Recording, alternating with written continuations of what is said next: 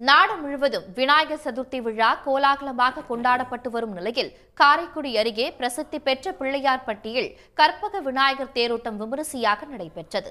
பிள்ளையார்பட்டி கற்பக விநாயகர் கோவிலில் கடந்த ஆகஸ்ட் 29ஆம் தேதி 10ஆம் நாள் திருவிழா கொடியேற்ற நிகழ்ச்சியுடன் தொடங்கியது.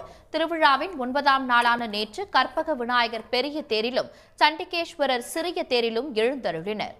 மேளதாளம் முழங்க மாலை 4:45 மணிக்கு தொடங்கிய தேரோட்டம் 4 வீதிகள் வழியாக 6:45 மணிக்கு நிலைக்கு வந்தது.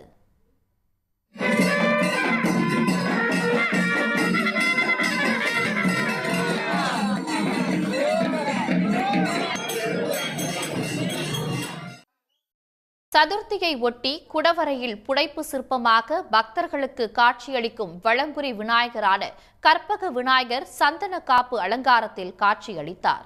இது ஆண்டுக்கு ஒருமுறை மட்டுமே செய்யப்படும் அலங்காரமாகும். சென்னை திருவெற்றியூரில் உள்ள தியாகராஜா சுவாமி வடிவுடையம்மன் திருக்கோவிலில் ஆவணி சதுர்த்தி மற்றும் விநாயகர் சதுர்த்தியை முன்னிட்டு சிவலிங்கத்திற்கு பூஜை செய்யும் மகா கணபதி விநாயகர் வீதி உலா நடைபெற்றது. சங்கநாதம் மற்றும் நாதஸ்வரம் மேளதாளங்கள் முழங்க 4 மாட வீதிகளில் வலம் வந்த மகா கணபதியை ஏராளமான பக்தர்கள் தரிசித்து வழிபட்டனர்.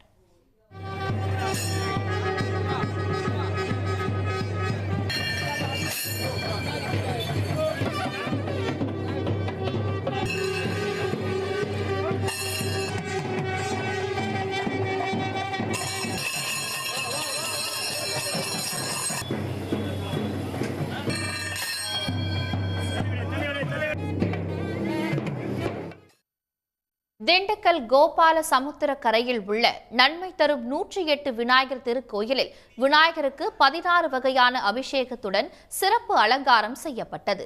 ஆசிய கன்னடத்திலேயே ஒரே கல்லில் வடிவமைக்கப்பட்ட 32 அடி உயர விநாயகர் சிலைகள் முன்பு பொதுமக்கள் செல்ஃபி எடுத்தும் புகைப்படம் எடுத்தும் மகிழ்ந்தனர்.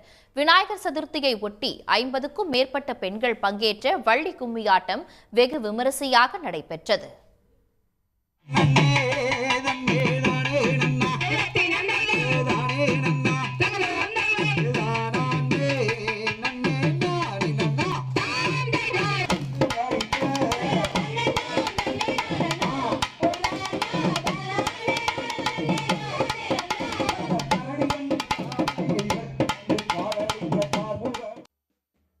திருச்சி மாவட்டம் புத்தானத்தம் மற்றும் துவரங்குறிச்சி பகுதிகளில் விநாயகர் சிலைகள் வைக்கப்பட்டு சதுர்த்தி விழா கொண்டாடப்படுவதை ஒட்டி போலீசார் கொடி அணிவகுப்பு நடத்தப்பட்டது.